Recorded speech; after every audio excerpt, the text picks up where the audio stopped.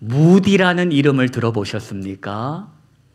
신앙생활 조금 오래 하셨다 하시는 분들은 교회 설교 시간에 무디라는 이분의 이름을 거론하면서 하는 예화를 많이 들으셨을 겁니다.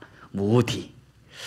이 무디라는 사람은 19세기 미국에 가장 영향력을 끼쳤다 하고 인정받는 복음 전도자요 부흥사였습니다. 기억이 좀 나십니까? 무디. 이 무디라는 분은 가정 형편이 아주 어려웠다고 합니다. 그래서 10대 중반이 되자 이제 돈을 벌러 도시로 나가 생계에 도움이 되어야 하는 이 형편 속에 어딜 찾아갔나? 보스턴을 찾아갑니다. 거기에 누가 있었는가 하니 외삼촌이 있었다. 이 외삼촌이 뭘 했냐? 구둣가게를 했다는 겁니다.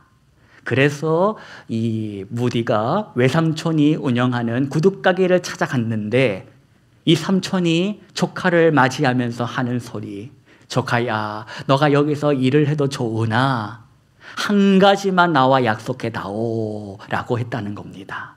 그 한 가지가 뭘까? 일요일이 되거든 꼭 어디 가라? 교회 가라.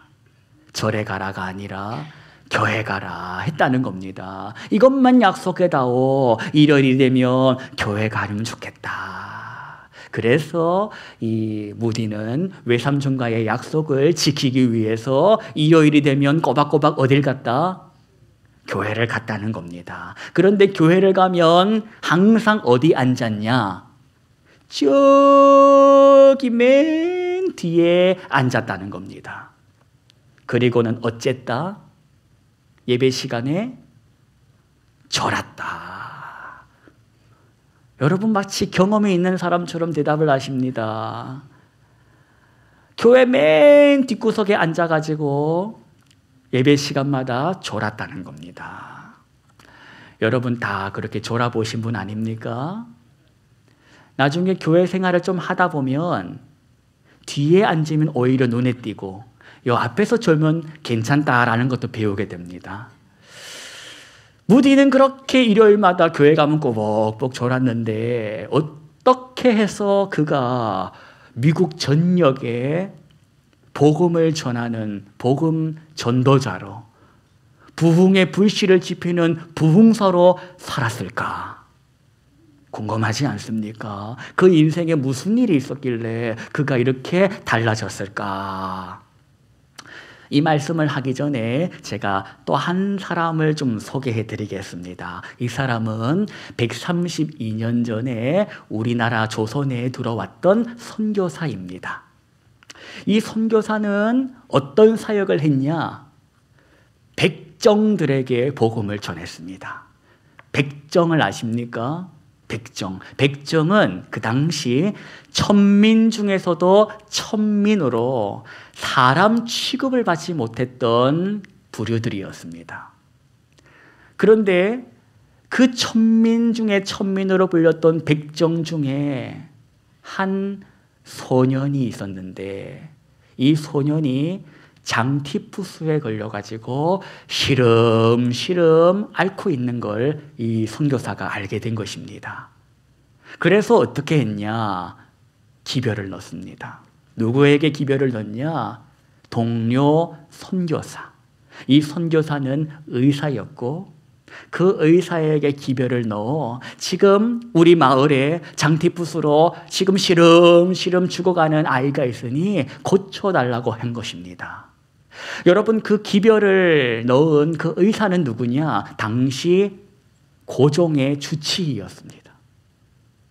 그 고종의 주치의가 그 선교사의 기별을 받고 와서 이 소년을 고쳤고 살려냈다는 겁니다.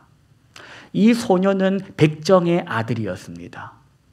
내 아들이 죽다가 살아난 그 놀라운 감격에 기뻐하며 이 아빠가 어떻게 했냐? 이 선교사가 세운 교회로 달려간 것입니다. 거기에서 신앙생활을 시작한 것입니다.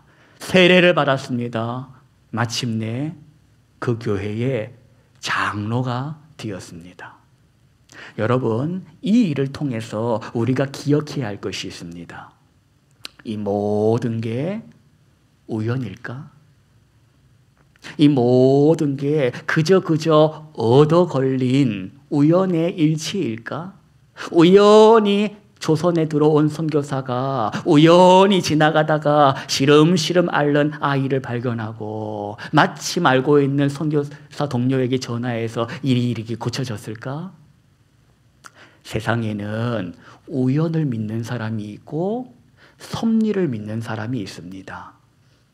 여러분, 우연이란 무슨 뜻인지 아십니까? 우연. 우리 만남은 그 우연의 우연이 무슨 뜻일까? 우연이란 무슨 뜻인가? 어떤 의도하지 않은 상태에서 이루어지는 일, 그걸 뭐라 부른다? 우연이라고 부릅니다. 의도하지 않았는데 이루어진 일, 그게 우연이다. 그러면 섭리란 뭘까? 섭리라는 말은 하나님의 계획과 그분의 개입으로 이루어지는 일들, 그게 뭐다? 섭니다. 전에는 그래, 나도 우연인 줄 알았습니다. 그래, 그럴 수 있지. 우연이라는 게 있다니까 우연이겠지 했는데 살다가 보니 우연이 아니었다는 걸 알게 되었습니다. 아, 이게 그거구나. 이게 그거구나. 이게 말로만 들었던 그분의 보이지 않는 손이구나를 경험하게 됐다는 겁니다. 오늘 마주한 본문도 그렇습니다. 오늘 본문을 봤더니 마리아가 나오고 마리아의 친척 이름 4글자 엘리사벳이라는 여인이 등장하고 있습니다. 성경을 보시면 아실 겁니다. 천사 가브리엘이 마리아에게 나타나가지고 한마디 전해줍니다. 그 한마디가 어떤 말이었냐? 말도 안 되는 소리였습니다. 천사가 나타나서 마리아에게 전해준 소식은 말도 안 되는 소식이었다는 겁니다. 처녀가 잉태해서 아이를 낳는답니다. 이게 말이 됩니까? 남자를 알지 못하는 처녀가 혼자서 임신하는 게 말이 됩니까? 말이 되는 소리를 해야지 믿지. 말도 안 되는 소리를 천사가 와서 전해줬다는 겁니다.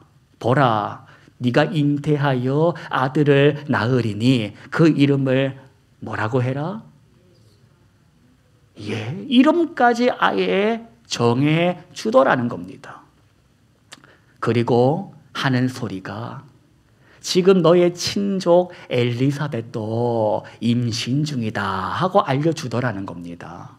본래 엘리사벳은 임신이 못한다고 알려진 여인이었습니다. 그런데 그 임신하지 못한다는 여인 엘리사벳이 지금 몇 개월 차다? 6개월 차라는 겁니다. 그러면서 딱 한마디를 합니다. 이 천사가 마리아에게 뭐라고 하냐? 하나님은 어떤 분이시냐? 말이 안 되는 일을 말이 되게 하시는 분이시다. 말도 안 돼. 그건 네 생각. 하나님은 말이 안 되는 것을 말이 되게 하시는 분이시다라고 했다는 겁니다. 그러자 마리아가 뭐라고 했답니까? 주의 여정이오니 무엇대로? 예, 말씀대로 내게 이루어지이다. 그리고 오늘 본문이 이어진 것입니다. 이제 본문을 보십시다. 39절하고 40절을 저와 여러분이 합독하겠습니다. 이때에 마리아가 일어나 빨리 산골로 가서 유대 한 동네에 이르러 사가랴의 집에 들어가 엘리사벳에게 문안하니. 본문을 봤더니 천사가 떠나가자마자 마리아도 그 즉시 일어나서 어딜 갔답니까? 바다로 갔답니까? 산골로 갔답니다. 누구 집 가려고? 엘리사벳 집에 가려고. 가서 만나서 뭘 확인하고 싶어서? 엘리사벳 임신했어? 이거 확인해 보고 싶어서. 그거 확인해야 자기에게 임한 말씀도 진짜인지 가짜인지를 알 거 아닙니까? 그러니 이 마리아가 천사가 떠나가자마자 달려갔던 이유는 확인하고 싶었던 겁니다. 천사 말이, 즉 하나님의 말이 진짜인지 가짜인지 봐야겠다 한 겁니다. 여러분, 이 본문을 읽을 때 이게 무슨 복명동에서 저기 쌍용동 몽산가인까지 뛰어간 게 아니라 성서학자들은 이 거리를 100km가 넘었다고 말합니다. 100km가 넘는 거리를 이 여인이 비행기 타고 갔겠습니까? 여러 날을 수고해서 찾아간 겁니다. 뭐 하나 확인하려고? 이 말이 진짜인지 가짜인지 확인하고 싶어가지고, 그게 너무너무 궁금해가지고 가만히 있을 수가 없었다는 겁니다. 여러분 이해되십시오? 이해되십니까? 여러분이라면 가만히 있겠습니까? 전화도 없는데. 가서 봐야지. 가서 봅니다. 그런데 가서 봤더니 무슨 일이 있었나? 진짜네. 그리고 만나는 그 순간 성경은 이렇게 기록합니다. 엘리사벳의 뱃속에 있었던 그 아기가 어쨌다? 41절을 보십시오. 복중에서 뛰놀았다 합니다. 44절을 보십시오. 왜? 어떻게 뛰놀았다? 기쁨으로 뛰놀았다는 겁니다. 그 태동을 느낀 그 엄마 엘리사벳이 마리아를 향해서 한마디 합니다. 42절. 어떤 소리로? 큰 소리로 하는 말이, 누구 중에서 누가 뭐가 있다? 네 뱃속에 아기도? 여러분, 이 소리는 사람의 본성 가지고는 못하는 소리입니다.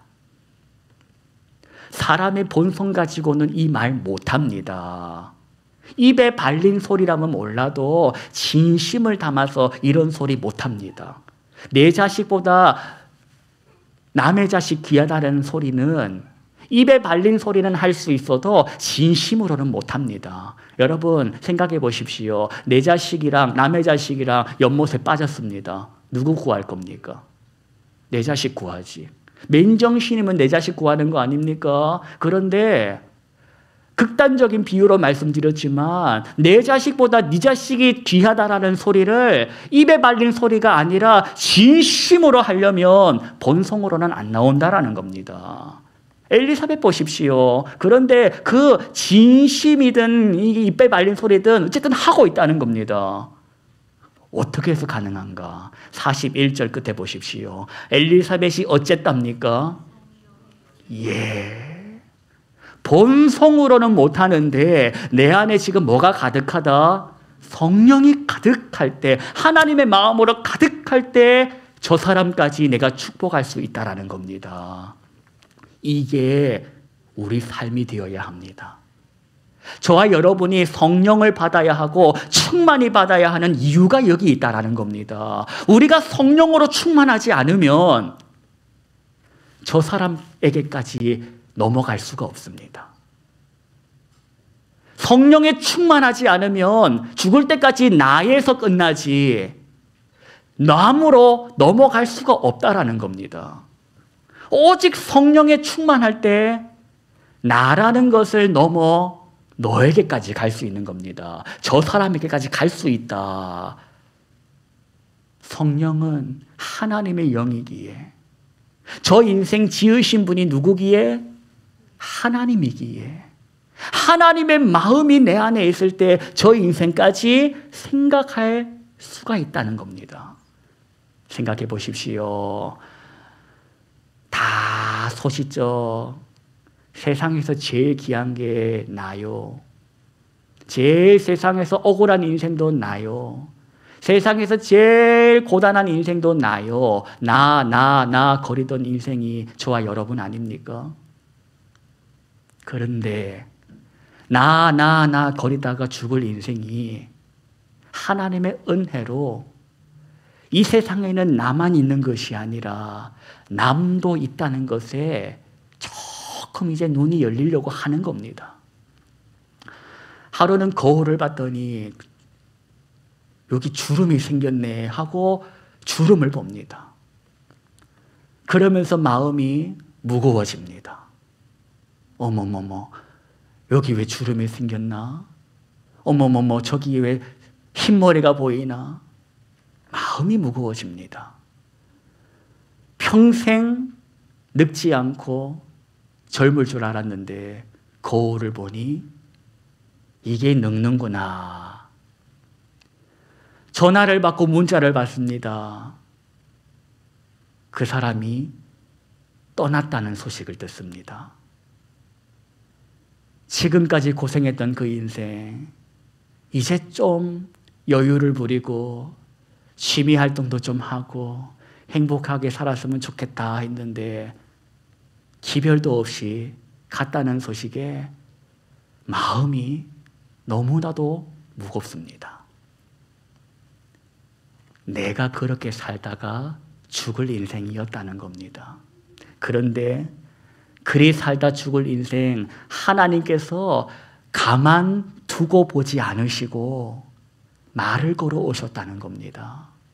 그런데 좋은 말로 하면 알아듣지를 않으니 사람을 통해서, 사건을 통해서 말을 걸어 오시더라는 겁니다. 넌 그렇게 살다가 죽을 인생이 아니다. 넌 그렇게 살다가 죽을 인생이 아니야. 널 위해 예수가 십자가를 졌다. 널 살리려 하나님이 자기 아들을 보냈다. 그 아들을 믿는 자에게 영생을 허락하신다. 영생을 받은 자답게 살아보렴. 예수의 사람답게 살아보렴 하시면서 살아라 하시는 명령을 내게 하시더라는 겁니다. 어떻게 살아라? 사랑하며 살아라. 사랑하며 살아보라는 그 명령을 사명이라는 것으로 주시더라는 겁니다. 미국 전역을 다니면서 하나님 사랑, 십자가 은혜를 외쳤던 전도자 무디, 그 무디의 소리를 통해 하나님의 음성을 들었던 한 인생, 그 인생이 조선을 향하여 왔습니다. 그 인생이 하나님의 음성에 응답하여 조선에 와서 외칩니다. 하나님의 사랑을 외칩니다. 십자가의 은혜를 외칩니다. 그러자 누가 응답했냐? 백정박 씨가 응답합니다. 그 백정박 씨가 응답한 하나님의 사랑에 복음은 끊어지지 않았고 오늘 저와 여러분에게까지 그 복음이 이르렀다는 겁니다. 이게 우연이냐? 이게 우연이냐? 아니라는 겁니다. 이것은 바로 뭐다? 섭니다. 하나님의 보이지 않는 손으로 역사하신 개입하심이라는 겁니다. 그걸 인정하는 사람이 그리스도인입니다. 오늘도 하나님은 이 세상을 방치하지 않으시고 운행하고 계신다. 그걸 믿음의 눈으로 보는 겁니다. 그 손을 의지해서 살아내는 겁니다. 전에는 나만 거리고 살았던 인생이지만 이제는 하나님의 눈으로 저 사람이 보여지는 겁니다. 하나님의 마음으로 저 사람이 형편까지 생각하게 되는 그런 그릇이 커져 나갔다는 겁니다. 여러분, 구원받으면 장땡이 아닙니다. 구원받았으니 장땡이지 나는 죽으면 천국 갈 텐데 이 수준에서 머물지 마십시오.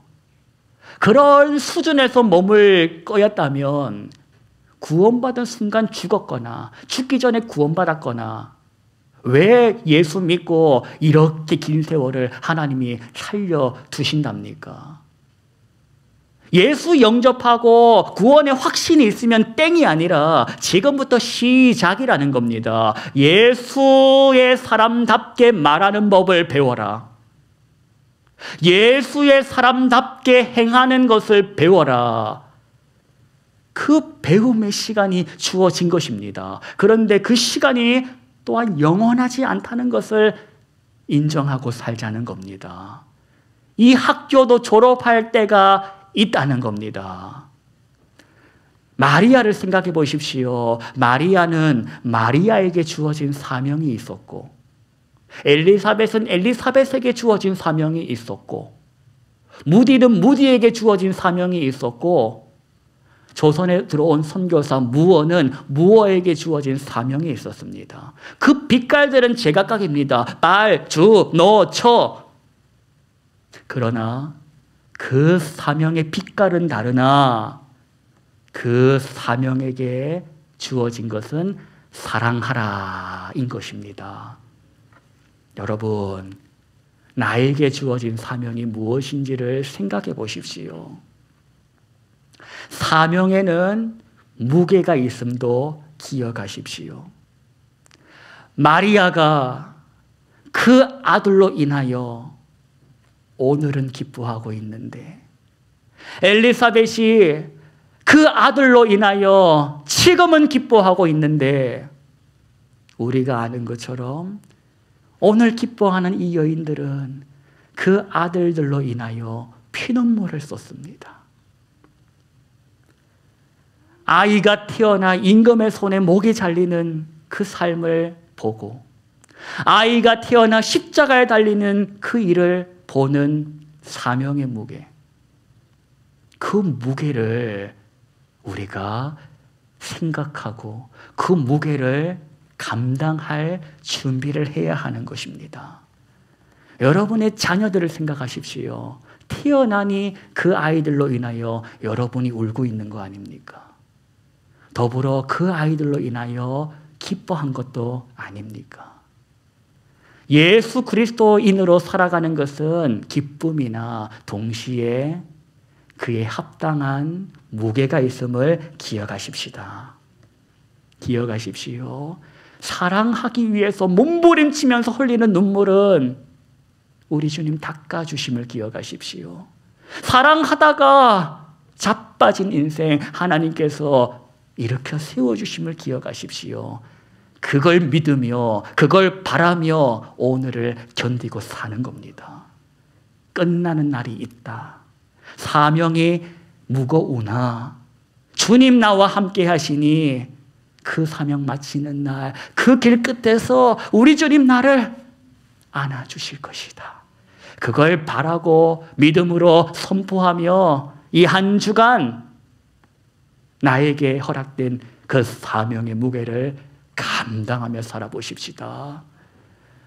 눈에 밟히는 인생이 있으면 한마디 하십시오. 무디가 교회만 오면 잠자던 그 무디가 인생이 어떻게 바뀌었냐? 교회만 오면 자고 있는 그 인생이 눈에 들어온 교회학교 선생님이 그를 찾아간 겁니다. 가서 한마디 한 겁니다. 무디야, 넌 그렇게 살다가 죽을 인생이 아니다. 널 위해 예수께서 십자가 지셨다. 그때로부터 무디가 인생이 바뀌어 살면 살아서 끝날 인생을 주를 위해 살았다는 겁니다. 직장과 일터로 나아가실 여러분, 거기서 교회 오면 졸던 무디 같은 인생이 보여지시거든 한마디 하십시오. 언니는 그렇게 살다가 죽을 인생이 아니야. 하나님이 언니를 위해 예수 그리스도를 보내주셨어. 언니는 하나님의 사람이야. 한마디 해주자는 겁니다. 그 한마디가 사람을 살리는, 사람을 세우는 복음이 될 줄로 믿습니다.